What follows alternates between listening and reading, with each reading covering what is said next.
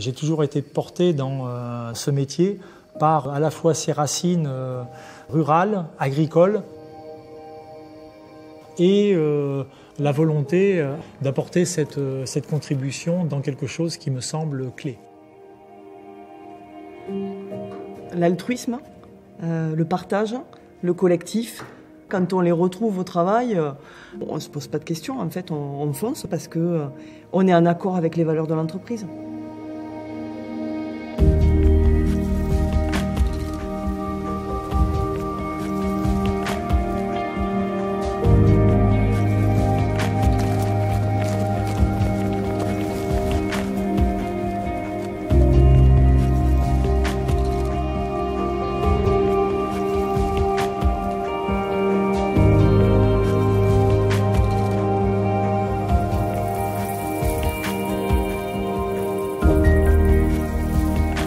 Nos agriculteurs aujourd'hui sont sous très forte pression. Revenu agricole des céréaliers, l'année dernière, c'est 6 000 € par an par agriculteur en moyenne. C'est un demi-SMIC. Donc là, il y a quand même un sujet qui est crucial. On ne transformera pas l'agriculture en ne donnant pas plus de moyens aux agriculteurs. Je crois qu'on est tous consommateurs et citoyens, donc il y a cette conscience sociale et puis environnementale. Et c'est possible. Il y a une équation qu'il faut trouver et nous, notre conviction, c'est que ça ne va pas se faire avec les outils d'hier. Ça va se faire avec les outils de demain qui, pris ensemble, permettent à l'agriculteur de proposer des solutions en termes de production qui soient durables, économiquement viables et puis, je dirais demain, très certainement même contributrices au niveau environnemental.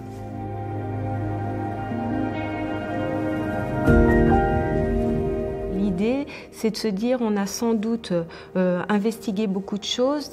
Aujourd'hui, on se replace plus dans comment on peut utiliser ces ressources naturelles et pas qu'on se cantonne à un domaine agricole. Il ne faut pas se donner de limites dans cette exploration du champ des possibles parce que je pense qu'il n'y en a pas. Voilà.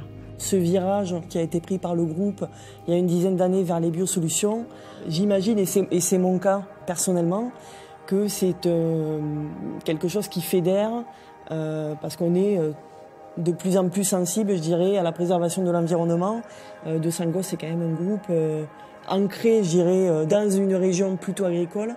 Je pense que ça contribue aussi justement à cette philosophie et à ce collectif. Et ça, aujourd'hui, ça donne du sens à notre travail, à notre quotidien, des valeurs qui animent notamment le sport collectif, c'est-à-dire l'équipe, travail en équipe, la confiance en son collègue, l'autonomie, la prise d'initiative. C'est ce qui nous permet aujourd'hui d'amener des innovations sur le marché. Les gens veulent retrouver dans leur entreprise une certaine fierté dans ce qu'ils font au quotidien.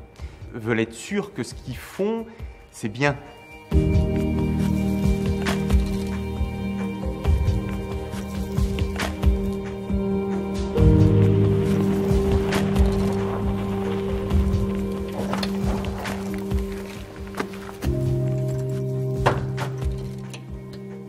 On cherche à développer des solutions adaptées aux besoins des agriculteurs.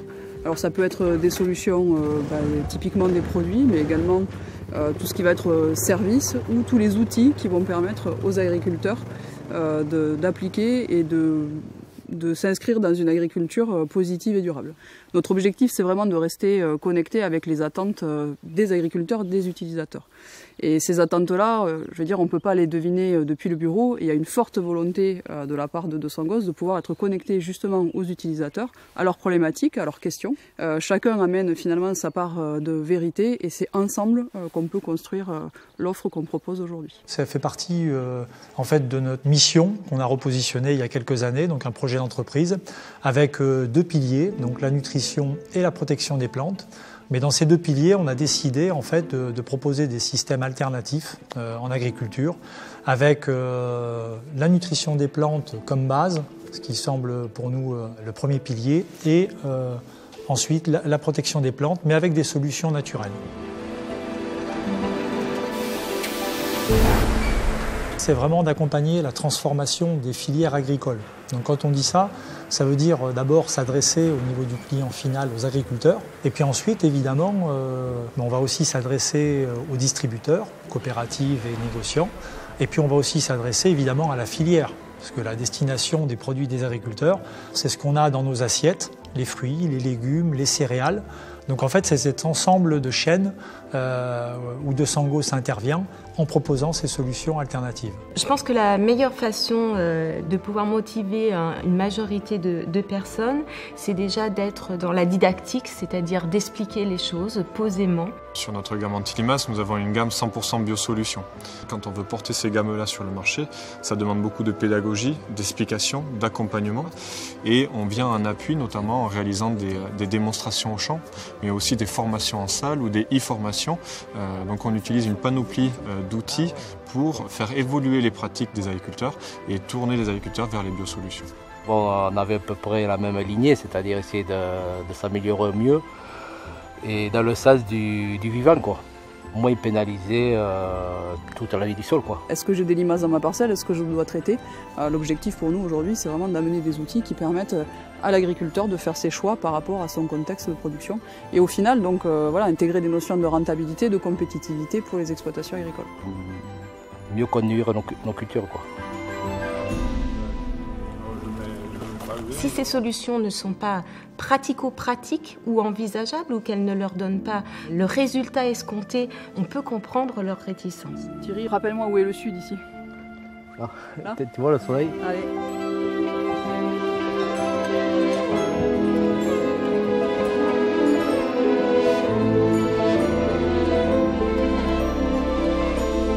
Aujourd'hui, on a les moyens de leur montrer sur tout un tas de cultures, notamment les cultures maraîchères, la vigne, l'arboriculture. On a beaucoup de solutions à notre disposition.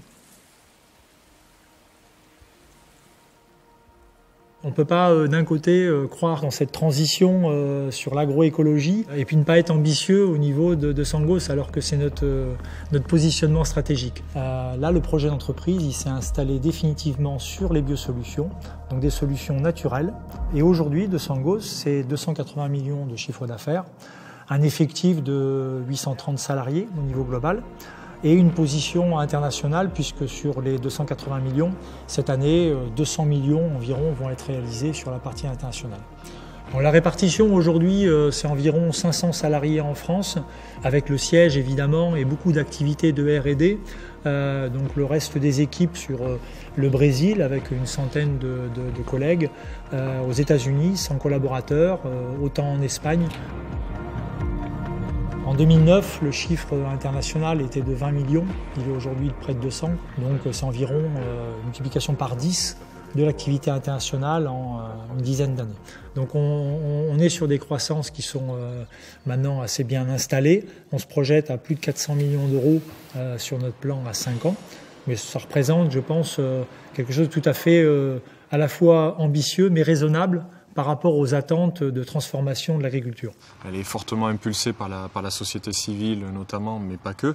Les agriculteurs aussi ont envie de faire évoluer leurs pratiques. La transition écologique, elle passe par l'agronomie, elle passe par différents leviers, tout en limitant, en réduisant l'impact sur l'environnement.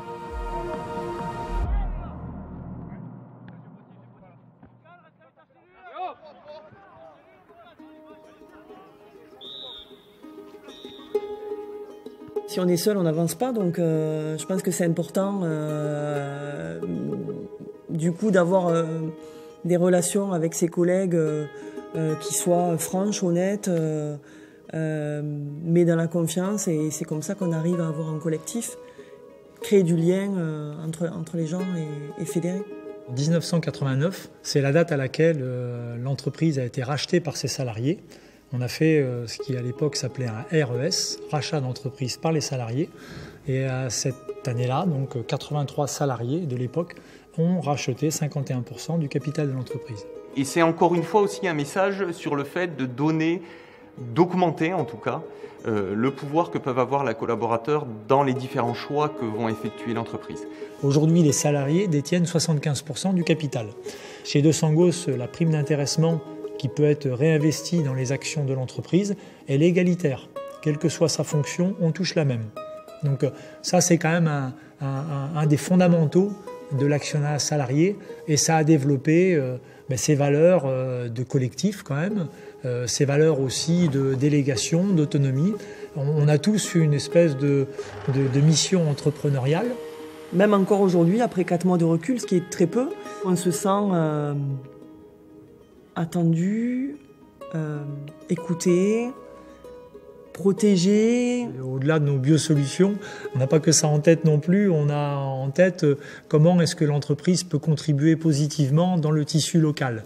Là, concrètement, il y a des besoins qui sont importants, surtout en ce moment, donc on essaie de le faire avec nos moyens.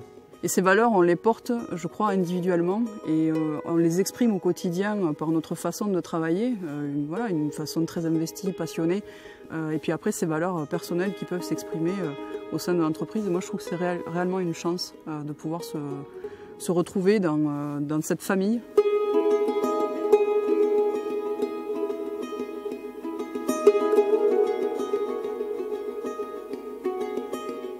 J'essaie modestement d'imprimer à l'entreprise une notion d'énergie, de mouvement.